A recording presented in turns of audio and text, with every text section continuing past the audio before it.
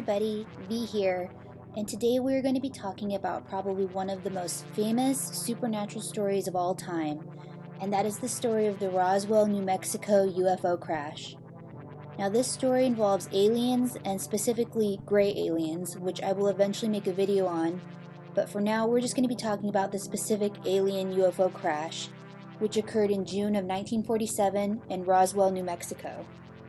So, to understand how this event occurred, we have to go back to 1947, which was at the beginning of the Cold War.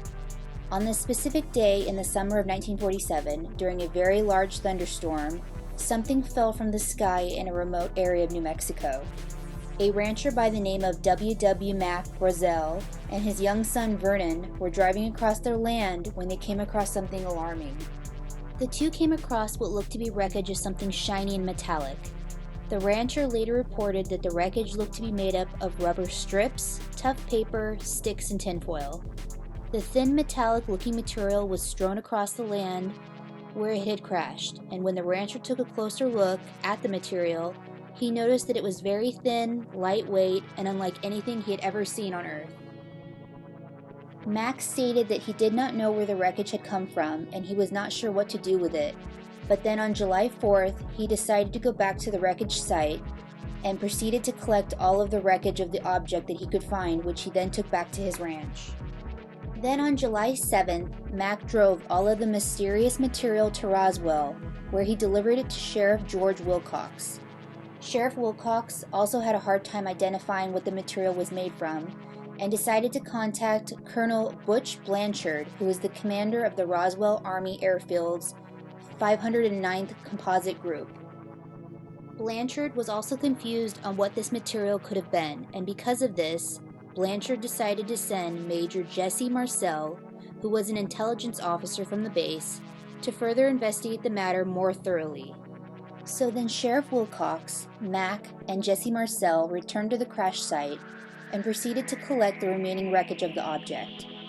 On July 8th, Jesse Marcel decided to make a statement about the mysterious wreckage, and Marcel's comments about the crash site and the unknown object made the local afternoon paper, the Roswell Daily Record, with the headline, quote, "RAAF captures flying saucer on ranch in Roswell," end quote.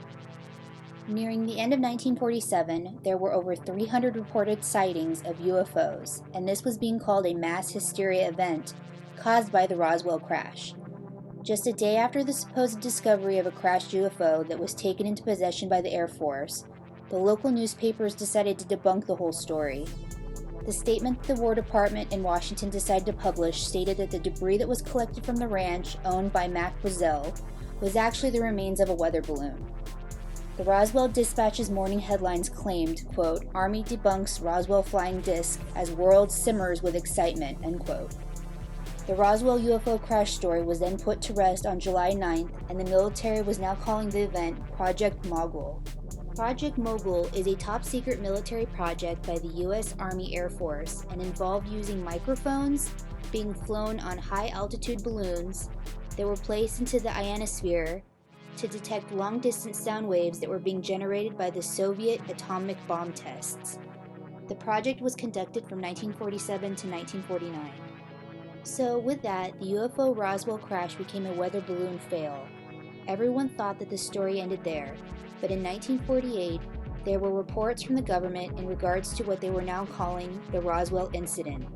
And in 1950, Frank Scully, a reporter for Variety, decided to write a book called Behind the Flying Saucers, which detailed alien encounters from the Pacific Northwest all the way to the towns of Aztec and Farmington, New Mexico, in which aliens were now being said to have landed their UFOs in people's backyards. By this time, the enthusiasm for UFOs had spread everywhere in the world, and it was thought that the US government had started the lie in regard to the Roswell incident as a distraction because the US government was now very much into nuclear weapons monitoring projects. Unfortunately, the government was never going to admit that they were lying about what really happened. Around this same time, movies like Encounters of the Third Kind and E.T. were becoming hugely popular and were suggesting the idea that aliens and UFOs were real. UFO sightings and alien abductions also started to happen more and more often and were being talked about and investigated. People started to believe that the Roswell incident was an actual UFO crash involving the death of aliens. This was also when the top-secret military base, Area 51, started to become more popular and more well-known with civilians. Now, Area 51 is another topic that I am planning on making a video on, but since the topic is pretty vast, it will need a video of its own. I think that the Roswell crash is kind of a turning point for ufology. People started to realize that there was a huge possibility that UFOs and aliens were real, and that we were not alone in the galaxy. Conspiracy theorists started to conduct research into UFOs, aliens, dimensions, and military and government cover-ups. This was a point in our history where people started to wake up to the fact that there were things going on this planet that were being concealed and hidden from us, either by the government or some other overlooking entity that controls what we see and what we don't see. Now, I do believe that the Roswell incident was most likely an alien crash, since it has been recently stated by the government that there have been many crashes and close encounters of unidentified flying objects in our skies. I would not be surprised at all if the original story is a true one. Unfortunately for us, these types of events are hidden from us because it is thought that we are better off not knowing the truth of what happens on our planet, whether that means that we are not able to handle such events, or that whoever is controlling the planet just does not want us to know the truth. Leads me to believe that we need to start waking up as a civilization and we need to open our eyes and look into the sky. There's just no way that we are the only living beings in a universe as big as the one that we live in.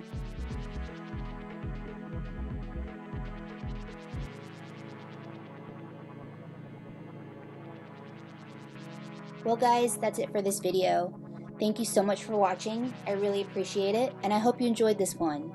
Aliens and UFOs are definitely one of my favorite topics, so I was really excited to create this video and share it with you guys.